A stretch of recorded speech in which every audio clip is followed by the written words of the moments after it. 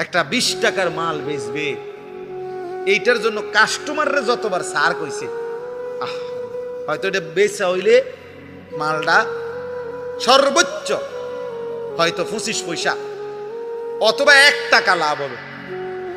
এইটার জন্য তে মনে 50 বার কইছে, জি স্যার, জি জি, ইনটেক ইনটেক, একদম একদম ইনটেক, জাপানি, হ্যাঁ জাপানি স্যার, একদম জাপানি।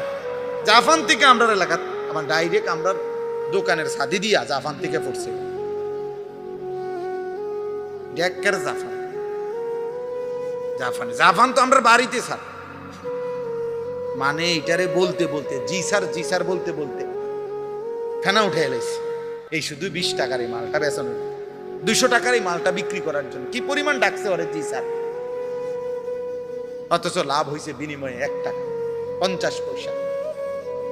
যে মহান রব্বুল আলামিন 24 ঘন্টা দিয়ে যাচ্ছে, এই নাফরমান 7 ঘন্টা 8 ঘন্টা 10 ঘন্টা জীবন থেকে চলে গেছে, একবারও